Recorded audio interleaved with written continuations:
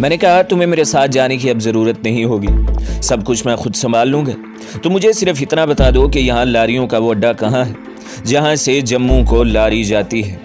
गफ़ारा कहने लगा कि यहाँ से उतर कर नीचे हमारा गांव है। गांव के अकब में एक पगडंडी आगे कस्बे में लोकेश को जाती है। इस कस्बे से एक पहाड़ी रास्ता आगे एक बड़े कस्बे नगरपुरी तक जाता है। नगरपुरी में लारियों का अड्डा है जहाँ से गलमर्ग, टनमर्ग और जम्मू तवी को लारियाँ बसें जाती हैं। मैंने सारा नक्शा जहन में अच्छी तरह बिठा लिया। गफ़ारा भाई, मैं आज मुंह अंधेरे यहाँ से निकल जाऊँगा। क्या तुम बता सकते हो कि इस सारे इलाके में भारतीय जासूस कहाँ कहाँ हो सकते हैं? गफ़ारा बोला, ये मैं कुछ नहीं कह सकता। तुम यूँ समझ लो कि वो तुम्हें हर जगह कहीं भी मिल सकते हैं, तुम्हें देख सकते हैं और तुम्हारा पीछा भी कर सकते हैं। ख़ास तौर पर लारियों के अड्डों पर तो वो पाकिस्तानी कमांडो की तलाश में मक्खियों की तरह भिन भिनाते फिरते हैं। मैंने कहा, मौला करीम मेरा रखवाला है, मुझे हर हालत में अपने इस मिशन को कामयाब करना है और अपने साथी को अगर वो शहीद नहीं हो गया तो दुश्मन की कैद से निकाल कर पाकिस्तान की सरहद पार करवानी है। गफ़ारा मेरे लिए दुआ और नेक तमन्नाओं का इजहार करते हुए बोला, लेकिन रात तुम गड़े में ही गुजारोगे। इस कोठरी में रहना खतरे से खाली नहीं है। आज मुझे खतरा सा लग रहा है। मेरा मिशन मेरे सामने वाजे हो गया है गफ़ारा। अब मैं गड़ा तो क्या कब्र के अंदर भी रात गुजार सकता हूँ। तुम ऐसा करना कि सुबह ज़रा जल्दी आ जाना। मैं मुस्कुराते हुए बोला, मैं पूँ फटते ही आ जाऊँगा। गफ़ारा इस रात मुझे गड़े में उतार कर वापस चला गया। सारी रात मच्छर मुझे काटते रहे और मैं अपने मिशन की तफसीलात पर गौर व फिक्र करता रहा। इस गौर व फिक्र में नींद आ गई। आँख खुली तो पूँ फट रही थी और गफ़ारा ऊपर से तख्ता हटाए मुझे आहिस्ता आहिस्ता आवाज़ें दे रहा था। मैं गड़े से निकल आया। कोठरी में पहुंचकर मैंने मुंह हाथ धोया। आज गफ़ारा मेरे लिए गजरेला और सब्ज़ चाय लाया था। हम दोनों ने मिलकर नाश्ता किया, चाय पी, फिर मैंने इसे प्याली में ज़ाफ़रान घोलने को कहा और ख़ुद कपड़े तब्दील करने लगा। मैंने गेरवे रंग की चादर धोती की तरह पहनकर ऊपर से लंबा कुर्ता ज़ेबेदन किया, गले में मनकों की मालाएं डाली, एक माला हाथ में पकड़ ली। प्याली में घुले हुए ज़ाफ़रान में उंगली डुबोकर अपने माथे पर चंद्रा यानी विष्णु देवी के तिलक की 3 लकीरें डाली और पाँव में चप्पल पहन ली और जेब में शाम का वन का और 70 रुपये संभाल कर रख लिए। इसके अलावा मेरे पास जो कुछ भी था वो मेरे दिमाग में महफूज था। मैंने गफ़ारा का हाथ थाम कर कहा, तुम्हारा सलूक और मेज़बानी मैं कभी नहीं भूलूंगा। गफ़ारा की आवाज़ भी जज्बाती हो गई थी। कहने लगा, मेरे बच्चे, ये तो मैंने अपना दीनी फ़र्ज़ अदा किया है। हम तो इस दिन का इंतज़ार कर रहे हैं जब कश्मीर की हर इमारत, हर छावनी पर पाकिस्तान का परचम लहरा रहा होगा। इंशाअल्लाह, मैंने गफ़ारा का हाथ दबाते हुए कहा। गफ़ारा मुझसे बगलगीर हो गया। शिद्दत से इसका बदन काँप रहा था। जब वो मुझसे आखिरी बार हाथ मिलाने लगा तो मैंने इसकी आंखों में आंसू तैरते देखे। इसने दरवाज़ा थोड़ा सा खोल दिया। मेरे बच्चे, खुदा तुम्हारा हामी और नासिर हो। मैं तुम्हारे लिए 5 वक्त की नमाज़ पढ़कर दुआ करूँगा। पाकिस्तान जाकर वहाँ भाइयों से कहना कि कश्मीर जाग रहा है। वो एक बार फिर मुझसे बगलगीर हो गया। वो बहुत जज्बाती हो रहा था। वो कोठरी में रहा और मैं अल्लाह का नाम लेकर बाहर निकल गया। धूप खूब चमक रही थी, मौसम बहुत खुशगवार था। मैं ढलान उतरा तो गफ़ारा के छोटे से गांव की छतें नजर आने लगी। कई छतों पर सुरख मिर्चें सुखाने को डाल दी गई थी। आसपास वादी में सुकूत छाया था। मैं गफ़ारा की हिदायत पर अमल करते हुए गांव में दाखिल हुए बगैर इसी के अकब से होकर निकल गया। एक पगडंडी पहाड़ी ढलान पर नीचे जा रही थी। कहीं कहीं चीड़ और चनार के दरख्त उगे हुए थे। मैं बड़े एतमाद के साथ कदम बढ़ाता जा रहा था। माथे पर तिलक लगा था, हाथ में विष्णु माता की काली माला थी। मेरी शेव बढ़ाई थी। सोचा था कि बड़े कस्बे नगरपुरी में जाकर दाढ़ी, मूंछ और सर मुंडवाऊंगा। बज़ाहिर मैं विष्णु माता का भगत के भेष में था, लेकिन अंदर से मैं पूरी तरह चौकन्ना था और तेज़ गहरी नज़रों से इर्द गिर्द के माहौल का पूरी तरह जायज़ा लेता रहा। मैं दिल में ये फैसला करके निकला था कि मेरा अंदाज जारिहाना होगा, आजिज़ाना नहीं होगा। इससे पहले कि दूसरा मेरे बारे में किसी किस्म के शक व शुबे में पड़े, मैं अपने जलाली तर्ज कलाम से इसके ज़ईफ़ुल एतकादी पर भरपूर हमला कर दूंगा। मुझे खूब मालूम था कि हिंदू लोग जलाली साधुओं से बहुत घबराते हैं और इनके शराब यानी बद्दुआ से तो इनकी जान निकलती है। मेरा सिर्फ डॉक्टरी मुआयना ही मुझे मुसलमान साबित कर सकता था, मगर मैंने अज़म कर रखा था कि वो वक़्त ही नहीं आने दूंगा। मुझे इस हकीकत का भी इल्म था कि जनूबी हिंद ख़ास तौर पर तमिलनाडु में विष्णु भगवान के पुजारियों की तादाद लाखों से भी तजावज़ करती है और वहाँ से लोग विष्णु भगत शेरा वाली विष्णु माता देवी के दर्शनों को अक्सर जम्मू आते रहते हैं। पहाड़ी पगडंडी ने मुझे इस छोटी सी कच्ची सड़क पर पहुँचा दिया जो छोटे कस्बे के बीच में से गुजरती थी। यहाँ हिंदुओं और मुसलमानों की छोटी छोटी देहाती दुकानें थी। मैं आन बान से गर्दन उठाए बाजार में से गुजर गया। लोगों ने मेरी तरफ कोई ख़ास तवज्जो न दी, क्योंकि विष्णु देवी के भगत कश्मीर में अक्सर फिरते रहते हैं। आगे नगरपुरी का बड़ा कस्बा था। ये कस्बा काफ़ी फैला हुआ था। पहाड़ी ढलानों पर ऊपर नीचे कितने ही मकान बने हुए थे। सीढ़ियों की तरह के बेशुमार खेत थे जिनमें चरी और मकई की फसल खड़ी थी। बाजारों में बड़ी रौनक थी। 2 मस्जिद के गुंबद और एक मंदिर का कलश धूप में चमक रहा था। हुज्जाम की दुकान को देखकर मैं अंदर दाखिल हो गया। एक कश्मीरी मुसलमान ग्राहक की शेव बना रहा था। इसने मुझे हिंदू साधु समझकर कोई अहमियत न दी और अपने ग्राहक की शेव बनाता रहा। दुकान में लगी मक्का और मदीना की तस्वीरों को देखकर साफ पता चल रहा था कि ये हुज्जाम मुसलमान है। मैंने भी माता शेरावाली का जयकारा बुलाने की ज़रूरत न समझी, बल्कि नरमी से कहा, बाबा, हम गुलमर्ग की पहाड़ियों में 15 रातों की तपस्या करके आ रहे हैं, हमारा मुंह सर मोड़ दोगे? कश्मीरी हुज्जाम ने कुर्सी पर बैठने का इशारा किया। मैं दीवार के साथ लगी पुरानी कुर्सी पर बैठ गया। यहाँ श्रीनगर का 1-2 रोज़ पहले का एक उर्दू अखबार पढ़ा था। मैं इसे उठाकर पढ़ने लगा। बाहर के सफ़े पर एक 3 कालमी खबर छपी थी जिसमें लिखा था कि छावनी के पुल को तबाह करने वाले तखरीबकारों की तलाश सरगर्मी से जारी है। इस अखबार ने पाकिस्तानी कमांडो की जगह तखरीबकार लिखा था। शायद ये किसी मुसलमान कश्मीरी का अखबार था। ग्राहक शेफ बनाकर चला गया तो दुकानदार ने मुझे कुर्सी पर बैठने का इशारा किया। मैं जानबूझकर इससे कोई बात नहीं कर रहा था, वो भी चुप था। मेरा मुंह सर मुड़ने के बाद इसने 2 रुपए तलब किए। मैंने इसे 5 रुपए देकर कहा, ये लो बाबा, विष्णु भगत तुमसे खुश हुए हैं। मुसलमान हुज्जाम ने 3 रुपए मेरी तरफ फेंक कर कहा, मुझे सिर्फ अपनी मजदूरी चाहिए। मैं दिल में बहुत खुश हुआ कि कश्मीर के बेटों की खुददारी और ज़मीर जिंदा है। मैंने मुस्कुराकर 3 रुपए उठा लिए और दुकान से निकलकर लारियों के अड्डे की तरफ आ गया। दूर ही से लारियों और बसों के हारन की आवाज़ें मुझे अपनी तरफ बुला रही थी। बाजार में अड्डे के पास मुझे एक हिंदू की दुकान नजर आई। यहाँ कपड़ा, साबुन, तेल और थैले वगैरह बिकते थे। कुछ थैले बाहर भी लटक रहे थे। मैं एक कपड़े का थैला खरीदना चाहता था। हिंदू दुकानदार के माथे पर भी चंद्रा यानी विष्णु देवी का तिलक लगा था। मुझे देखकर इसने हाथ बांध लिया। पधारिए महाराज, क्या सेवा करूं आपकी? मैंने इस पर एक जलाली नज़र डाली और घूर के फूलदार थैले की तरफ इशारा करके रोबदार आवाज़ में कहा, इसे उतार दो लाला, विष्णु माता के लिए इसमें सीता फल ले जाएंगे। हिंदू डोगरे ने झट थैला उतार कर मुझे पेश कर दिया और हाथ बांध कर बोला, कोई और हुक्म महाराज? थैला कांधे से लटकाकर मैंने जय माता शेरावाली का नारा लगाया और आगे चल दिया। लारियों के अड्डे पर ज्यादा रश नहीं था, क्योंकि सर्दियों का मौसम शुरू होने के बाद पहाड़ों पर आने वाले मुसाफिरों का सिलसिला रुक गया था और जो गर्मियों में आए थे वो जा चुके थे। एक बस गुलमर्ग जाने को तैयार खड़ी थी। मैंने टिकट वाले बाबू से पूछा, जम्मू तवी को बस कब जाएगी? इसने टीन के एक छप्पर तले खड़ी एक पुरानी बस की तरफ इशारा किया जिसमें 6-7 मुसाफिर पहले ही बैठे थे। मैं जम्मू शहर का एक टिकट खरीदने लगा तो टिकट बाबू ने कहा, महाराज आप ऐसे ही बैठ जाएं, आपसे टिकट लेकर क्या करेंगे? मैं बगैर टिकट सफ़र नहीं करना चाहता, इसलिए हंस कर कहा, माता विष्णु का भगत हूँ, मुझे विष्णु पैसे दे दिया करती है। बस में आकर बैठा तो किसी मुसाफिर ने मेरी तरफ ज़्यादा ध्यान न दिया। माता विष्णु के भगत इस इलाके में फिरा ही करते थे। मैं भी यही चाहता था कि मेरी तरफ कोई तवज्जो न दे।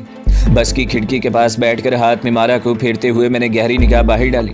लारी अड्डे पर चाय के होटल के बाहर लकड़ी के बेंचों पर कुछ मुसाफिर बैठे भोजन कर रहे थे और एक कश्मीरी ज़मीन पर बैठा चाय पी रहा था। 2 पुलिस के सिपाही आहिस्ता आहिस्ता चलते अड्डे के सामने वाली दुकानों की तरफ जा रहे थे। मेरी आंखें किसी सीआईडी वाले को तलाश कर रही थी, मगर वहाँ कोई सीआईडी वाला नजर न आया। बस में कुछ और मुसाफिर सवार हो गए, इनमें 2-4 डोगरा औरतें भी थी।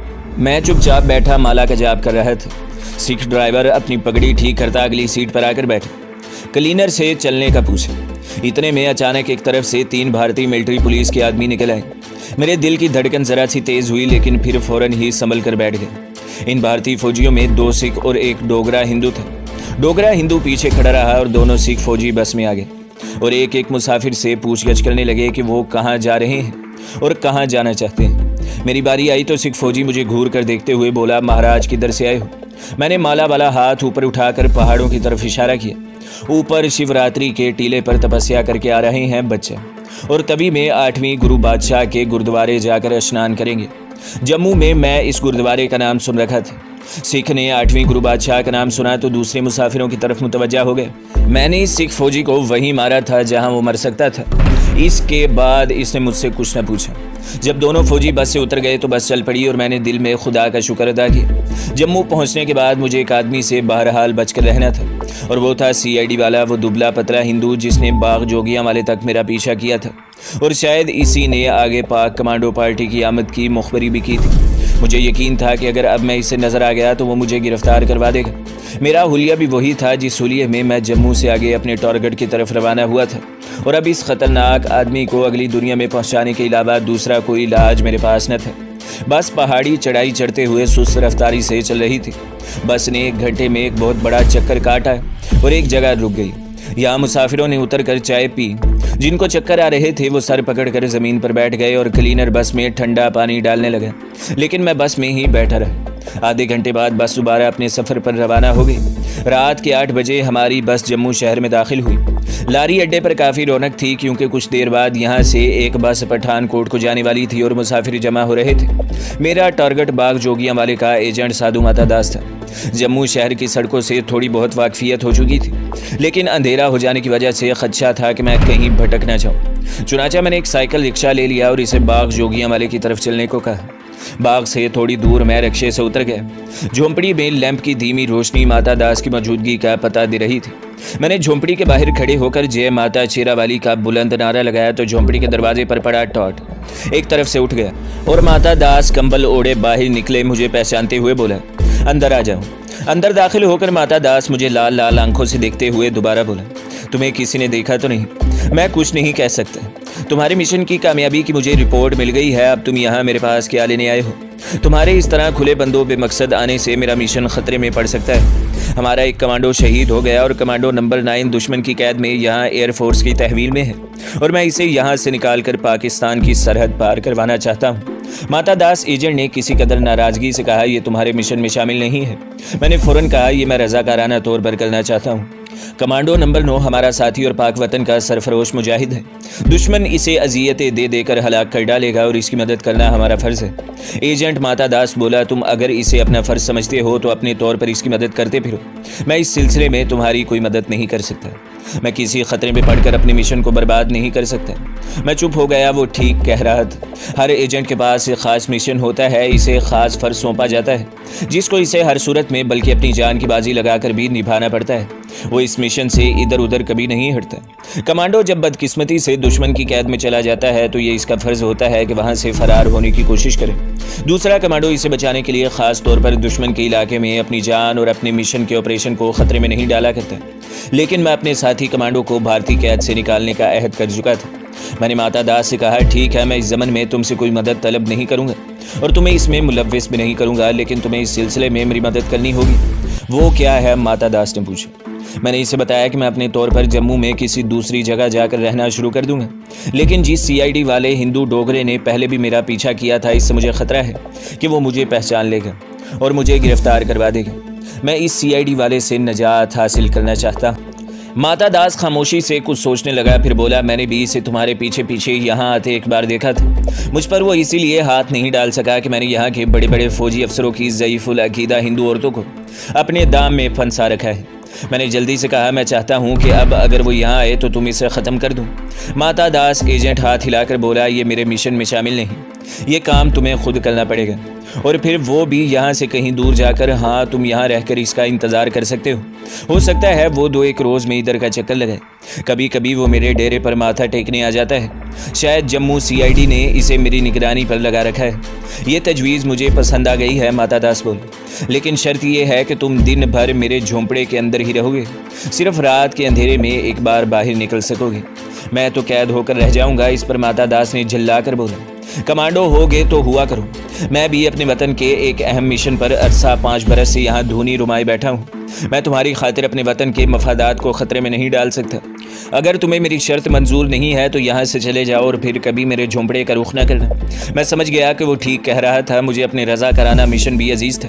मैं अपने कमांडो साथी की हर हालत में मदद करना चाहता था। चुनाचा मैंने इसकी शर्त मंजूर कर ली। रात मैंने वहीं झोंपड़े में बसर की, दिन को भी वहीं पड़ा रहा। ये तो मेरे कैद का दिन था। माता दास खुद झोंपड़े के सामने आसन जमा कर बैठ गया। किसी को झोंपड़े में जाने की इजाज़त नहीं थी। अपने चेले को इसने जंगल में कोई ख़ास किस्म की जड़ी बूटी लाने को भेज दिया था। दिन गुजर गया, रात हुई तो इसने झोंपड़े में आकर मुझे बताया कि CID वाला नहीं आया था। मैंने मायूस होकर सर झुका लिया। अंधेरे में थोड़ी देर को टहलने मैं झोंपड़े से निकलकर बाग के दरख्तों में गया और फिर वापस झोंपड़े में आ गया। तीसरे रोज़ मुझे दोपहर के वक्त बाहर साधु माता दास की किसी से बातें करने की आवाज़ सुनाई दी। मूर्ख जाओ, शाम को आकर हमसे मंगलसूत्र ले जाना, नौकरी में तुझे तरक्की मिल जाएगी। सूरज गुरूब हुआ तो माता दास ने मुझे झोंपड़े में आकर बताया, होशियार हो जाओ, CID वाला शाम को आने वाला है।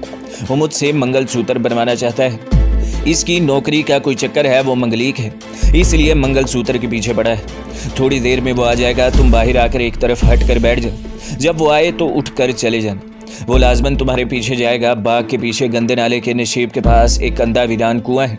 आगे तुम समझ गए होगे कि तुम्हें करना क्या है। खबरदार लाश बाग में या गंदे नाले में मत फेंकना, नहीं तो मुझ पर मुसीबत नाजिल हो जाएगी। अब बाहर आ जाओ। मैं बड़ा खुश हुआ और झोंपड़े से निकलकर इस रुख से आलती पालती मारकर बैठा कि बाग का गेट मुझे साफ दिखाई दे। दिन की रोशनी आहिस्ता आहिस्ता कम होती गई। सूरज ने कश्मीर की पहाड़ियों के पीछे अपना चेहरा छुपा लिया था। शाम का अंधेरा अपने पर फैला रहा था। साधु माता दास मुझसे 4 कदम के फासले पर झोंपड़ी के बिल्कुल सामने आसन जमाए बैठा था। इसका करमंडल करीब ही पड़ा था। बाग के गेट में एक दुबला पतला आदमी दाखिल हुआ। वो झोंपड़े की तरफ आ रहा था। मैंने इसे एक ही नज़र में पहचान लिया। ये वही डोगरा हिंदू CID का था। अभी इसने मुझे नहीं पहचाना था। मैंने अपना चेहरा सीधा कर लिया। इसके हाथों में जौ और गेंदे के फूल थे। करीब पहुंचकर जूं ही इसकी नज़र मुझ पर पड़ी, वो ठटक कर रह गया। अब इसने भी मुझे पहचान लिया था। कश्मीर के पुल की तबाही का यकीनन इसे भी इल्म था और मैं इसका सबसे बड़ा शिकार था। इससे पहले कि वो कोई हरकत करता, मैं उठा और साधु माता दास के चरण छूकर कहा, मैं जाता हूँ महाराज, मेरी अरदास भूलिएगा नहीं। ये कहकर मैं बाग के अकब में वाक़े अंधे कुएं की तरफ चल पड़ा। कुछ दूर चलने के बाद मैंने गर्दन घुमाकर पीछे देखा। CID वाला मेरा ताकुब करता चला रहा था। सर्दी और शाम का अंधेरा बढ़ जाने की वजह से बाग में वीरानी सी छा रही थी। कहीं कोई आदमी नजर नहीं आ रहा था। मैं गंदे नाले की तरफ से होकर अंधे कुएं के पीछे आ गया और कुएं की मुंडेर के पास उगी हुई झाड़ियों में छुपकर बैठ गया।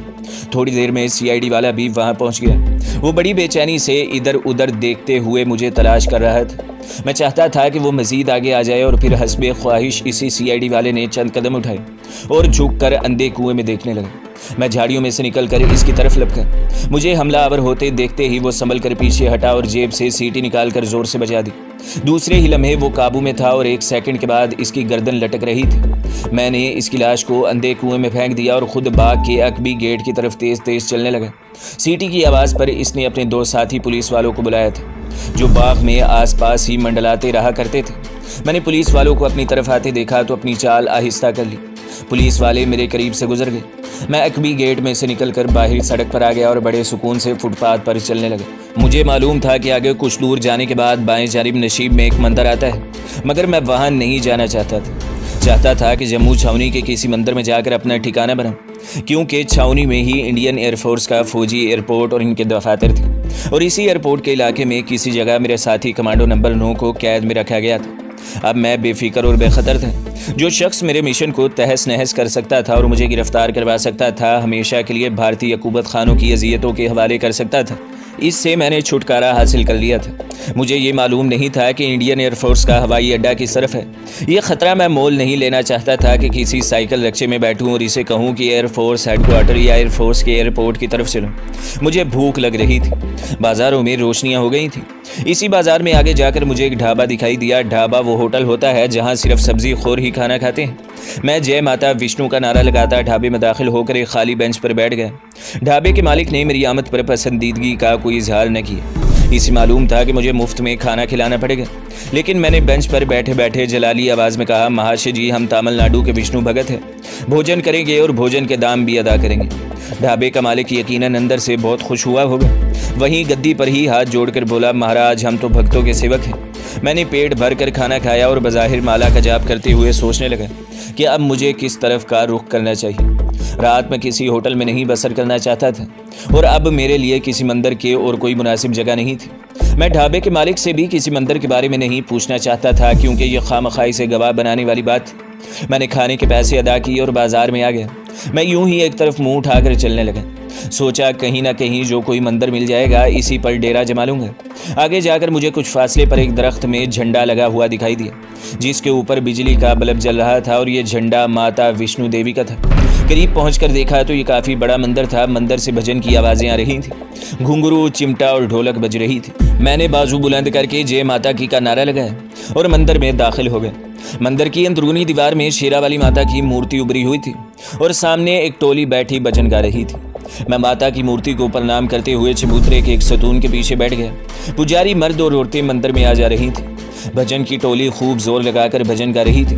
मैंने अपने लिए कंबल नहीं खरीदा था, मुझे सर्दी लग रही थी। मैंने देखा कि चबूतरे की बाई जानिब एक दरख्त के नीचे एक समाधि पर छोटी सी बारादरी बनी थी। मैं उठकर इस समाधि के पास गया। समाधि के पास ही मिट्टी से लिपा हुआ एक छोटा सा चबूतरा था। मैं इधर उधर से खुश्क पत्ते और गिरी पड़ी सूखी लकड़ियां जमा की और इसका अलाव जलाकर बैठ गया। आग ने मेरे जिस्म को गर्मी पहुंचाई तो मैंने जय माता शेरावाली का नारा लगाया और आसन जमा लिया, लेकिन मैंने आंखें खोल रखी थी। अलाव जलता देखकर मंदिर से निकलने वाली एक औरत मेरी तरफ बढ़ी। इसके हाथ में कांसी की थाली थी जिसमें फूल और फल थे। इसने मेरे सामने बैठकर माथा टेका और मेरे चरणों में कुछ फल रखकर हाथ बांधकर नमस्कार किया और वापस चली गई। अब ऐसा हुआ कि जो कोई मंदिर से निकलता मेरी तरफ आता, माथा टेकता, कोई चरण छूता, मैं हाथ उठाकर इन्हें आशीर्वाद देता और वो मेरे चरणों में फल फूल रखकर चला जाता। थोड़ी देर में मेरे आगे काफ़ी फल फूल जमा हो गए थे। एक पुजारी कहीं से लकड़ी का बहुत बड़ा कुंदा उठा लाया और इसे अलाव में रख दिया। अब मुझे सर्दी महसूस नहीं हो रही थी। मैं कभी कभी बुलंद आवाज़ में संस्कृत के श्लोक पढ़ने लगता, जिनका लोगों पर खातर खा असर हो रहा था। कुछ श्रद्धालु मेरे अलाव के पास ही जमकर बैठ गए थे। रात आहिस्ता आहिस्ता गहरी हो रही थी। मेरे अकीदतमंदों को जब ज़्यादा सर्दी लगी तो वो मुझे प्रणाम करके एक एक करके चले गए। मंदिर से भी अब भजन की आवाज़ नहीं आ रही थी। इक्का दुक्का पुजारी मंदिर में दाखिल होकर माथा टेकता और वापस चला जाता। कुछ देर बाद इनका सिलसिला भी बंद हो गया। मंदिर पर गहरी खामोशी छा गई। सिर्फ सड़क पर से ट्रैफिक की आवाज़ें आ रही थी। मेरा अलाव जल रहा था। मैं अलाव के पास रात बसर नहीं करना चाहता था। मंदिर से मुल्हिक कोठरियाँ मौजूद थी। मंदिर के मेहनत की इजाज़त और इसकी मर्ज़ी से मैं किसी एक कोठरी में डेरा जमा सकता था। मैं मेहनत की तरफ जाने ही वाला था कि वो मुझे मंदिर से निकलकर चबूतरे के पास आता दिखाई दिया। वो भी मेरे अलाव की तरफ देख रहा था। इसको इसके चेलों ने इतला दी थी कि एक भगत बाहर अलाव जलाकर बैठा है और लोगों से फल फूल और श्रद्धा वसूल कर रहा है। ये ऐसी ही बात थी जिस तरह कोई कराची की स्ट्रीट में किसी कपड़े की दुकान के बाहर अपनी कपड़े की दुकान खोल ले। वो चबूतरे की सीढ़ियां उतरकर मेरी तरफ आया। वो धोती कुर्ते में था, कांधों पर कंबल पड़ा था। अलाव की रोशनी में इसके माथे की चंद्रा तिलक की लकीरें चमक रही थी और पेट का गुंबद बाहर को निकला हुआ था। मैं इसे बिगाड़ना नहीं चाहता था, लेकिन दबकर ताल्लुकात पैदा करने में भी बेहतरी नहीं थी। इससे पहले कि मेहनत कुछ कहे, मैंने बाजू उठाकर माता शेरावाली का जयकारा नारा लगाया और इकट्ठे संस्कृत के 3-4 श्लोक पढ़ डाले और कहा, महाराज हम तमिलनाडु के विष्णु भगत हैं। ऊपर कटरा में माता के दर्शनों को आए थे। अब शहर के हर विष्णु मंदिर में माता के चरणों में बैठकर महीना भर भक्ति करेंगे। तो दोस्तों, अगली किस्त देखने के लिए हमारे चैनल को सब्सक्राइब करें, वीडियो को लाइक करें और बेल के आइकॉन को भी दबा दें ताकि हर जो आने वाली वीडियो है वो आपको सबसे पहले मिलती रहे।